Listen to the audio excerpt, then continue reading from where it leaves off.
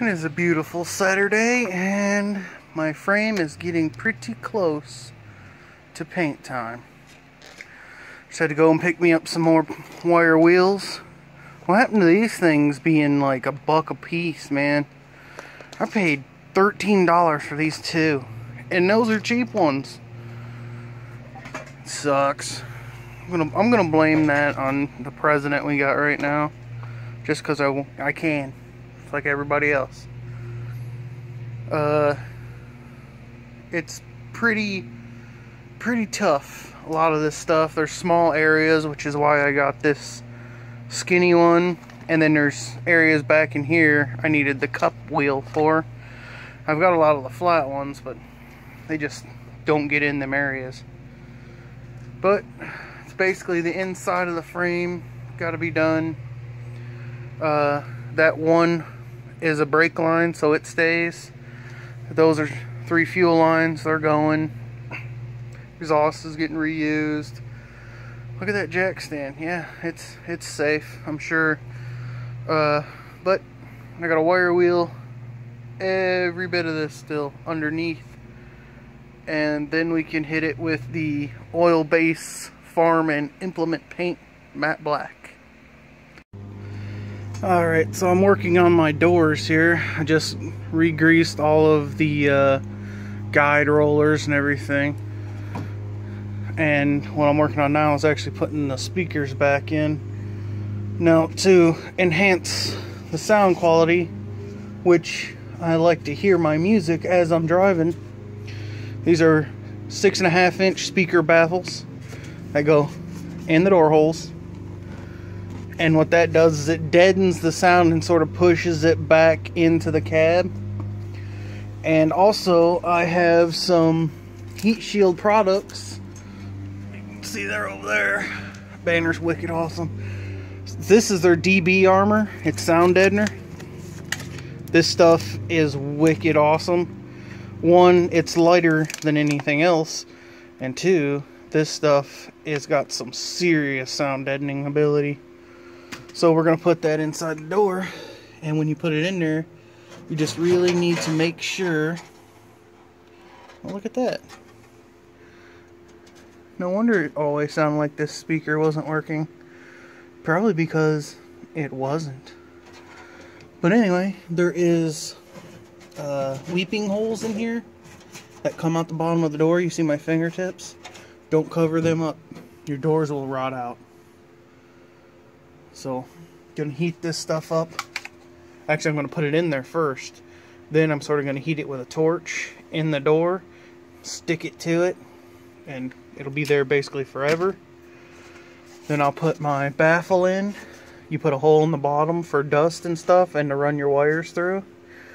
Put it in. Wah-bah. And then screw your speaker through this back into the holes, and you'll have a lot better sound. As for now, though, I need to fix this janky wiring. Alright, so I got the driver's door back in. This is its Memphis speaker. It comes with the truck. I myself prefer Boss. But here's what I absolutely hate about whoever installed this. This is the speaker wire they used. This thin, I would say the wire itself, both the ground and the power together, might be 16 gauge. I mean, it sucks. It's terrible.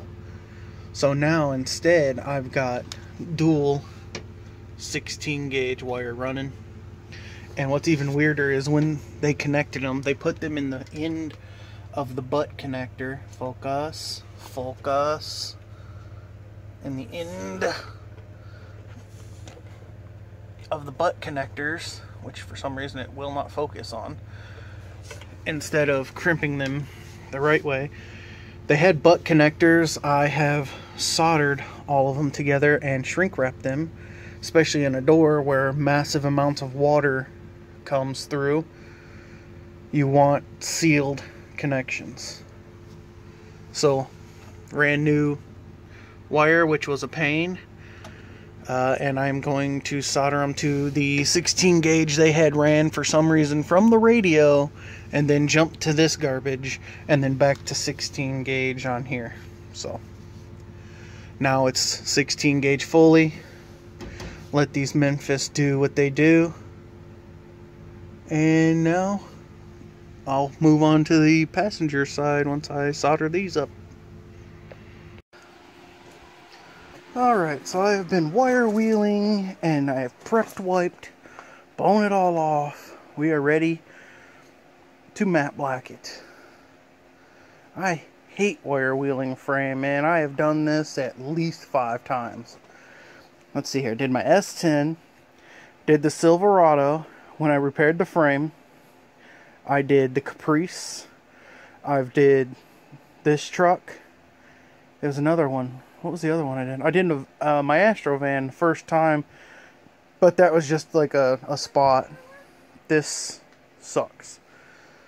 I've got me a butter bowl. That is my mixing vessel of choice to mix up paint in. And I'm pretty sure that's blue. That's the blue that I'm going to paint my springs and sway bar. Man, I got too much crap in this little bitty garage. I say little bitty, but it's like 24 by 30. Yeah, gloss black, matte black. So, got some farm and implement paint. This is the cheaper brother of Rust-Oleum. And I'm going to mix it 3-to-1. So I'm going to eyeball that out. Good luck on that one. Get rid of this bolt. But it is time to... Oh, I also got my cheap gun, which is TCP Global. I've had it forever. That's got a 1/8 tip in it right now. But I have the I've got the 1/4 tip for it, which is what I'm going to use. Might be a 1/3. The thing's always stuck in there. But anywho, I'm going to switch the tip, cap, and that's what we'll be spraying the frame with, is a 1.3 or 4, whichever one that is. Alright, she's painted. Nice and thick. Well, it's supposed to be matte black. Hopefully it dries a lot matter. This only had one coat on that bumper. I didn't even prep it. I just wanted it not to look like rust. But everything else is black. Right there, next to the door. Are you painting yet? I'm done. Oh, can you check? Is this bad or good? Oh yeah, it's getting sexy now. It's flattening out. My oil base takes forever to dry, especially when I plowed it on there as thick as I did. But she's looking good. Looking like it rolled off the factory floor. Sure does. Can't wait to get the LS in here. Get back to the car shows, man. It's all looking good.